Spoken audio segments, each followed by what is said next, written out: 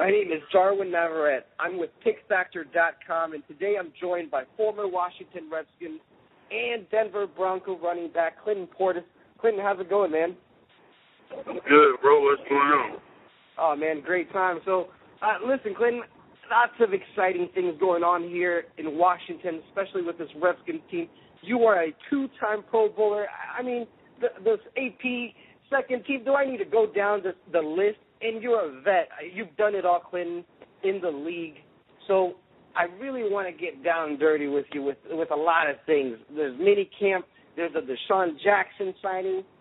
All the guys are back. So let's start with DeSean, because that's what everybody in Washington's excited about.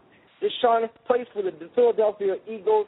He comes and he makes that acquisition, that change over to the Washington Redskins in the NFC East.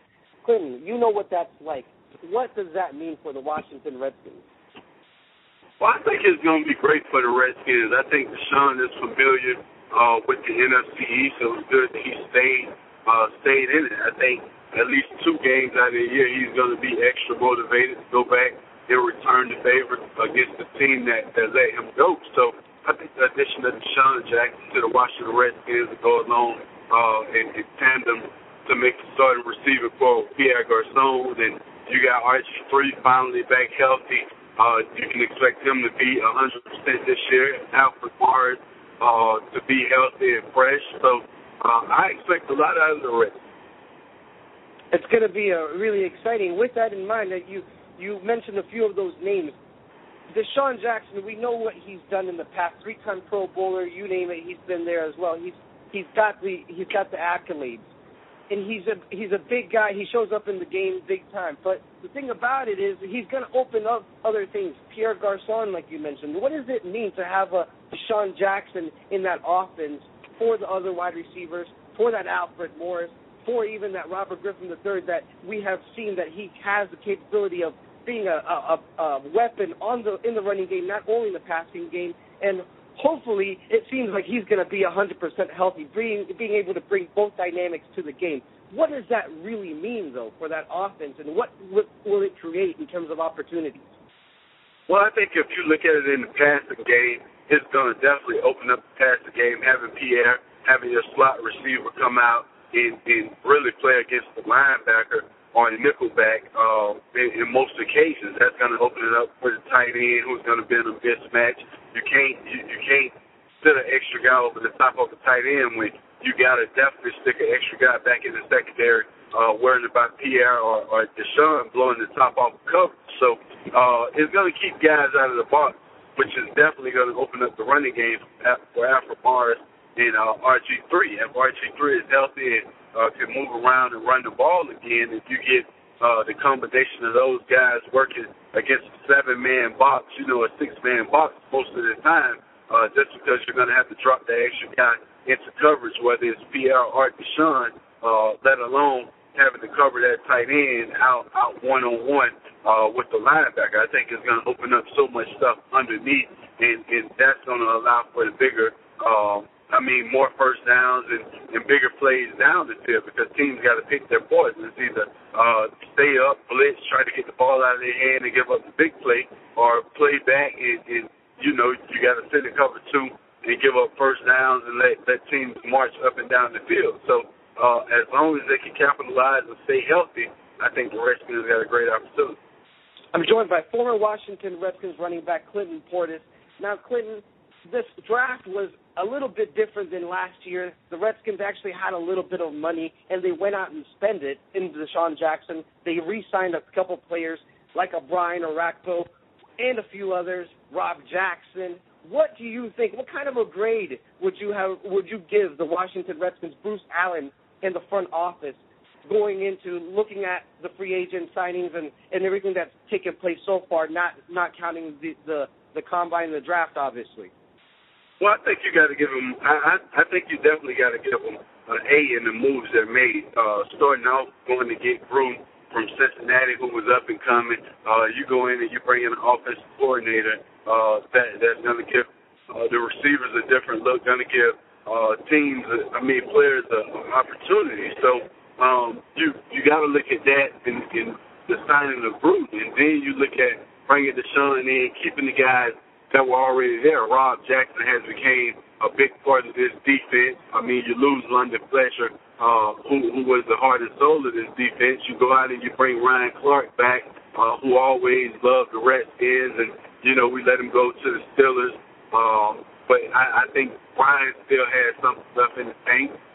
You go out and get guys and you fill in for positions that you needed depth at. So I think when you look at the offensive side of the ball, you went out, you got playmakers, you got guys that come in, you brought Santana back, who's always going to be a professional and can still make plays whenever he's needed. You go out and sign the young guy in Roberts.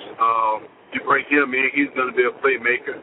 Then you fill it off with opening up and getting DeSean Jackson and Pierre Garçon. So I would think they're going to combine for the best 1-2 tandem in the NFL this year. I can't see another tandem of wide receivers, starting wide receivers, being better than those two. So a healthy RG3, a guy who's staying out of the media this year, hasn't really caused a lot of attention. I mean, in hearing his interviews, I feel like he's grown over the last 2 years. So you got a guy that's coming in focused, eager to prove that he should be the starting quarterback for the Washington Redskins.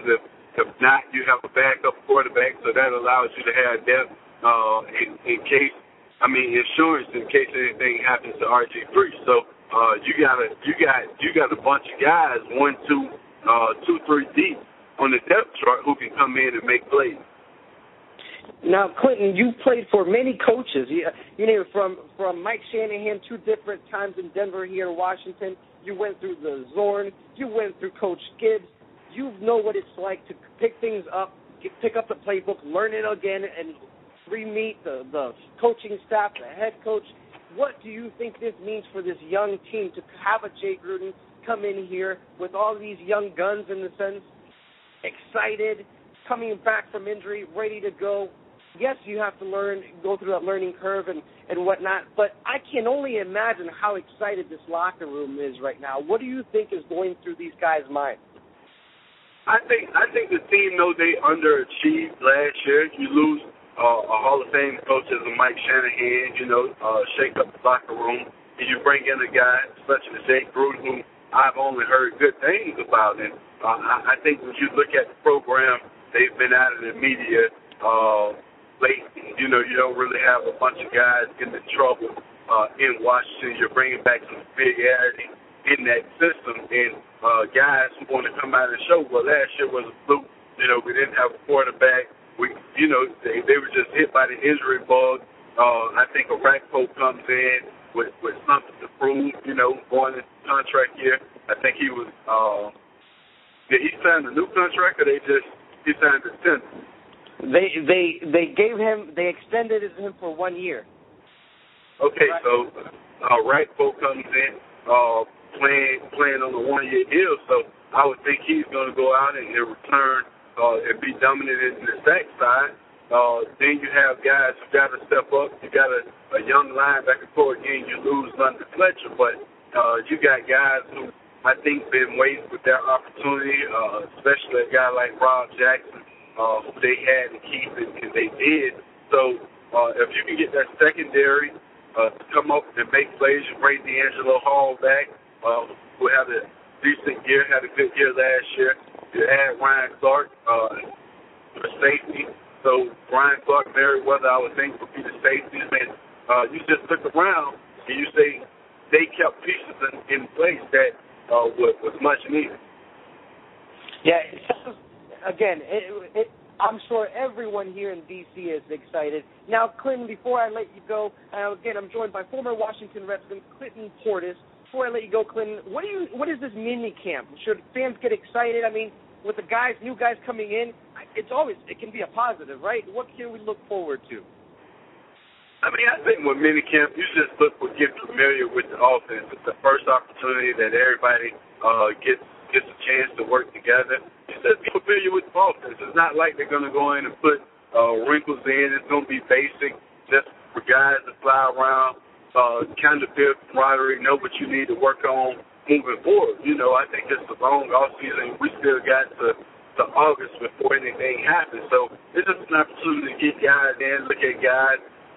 Hopefully you don't lose any guys in mini camp or over the off season. You want to go into the season with a healthy staff. So a healthy bunch of guys. So it's just an opportunity to look at the guys, see where they at, and see what you need to work on or how you can use these guys. Again, I think it's the first opportunity for the coach to see everything together, to see everybody flying around and moving around. There won't be any pads. So, it's going to be a lot of stuff that happen with no pads on that really don't happen when you got pads on. But it's a great opportunity to judge where you're at for right now.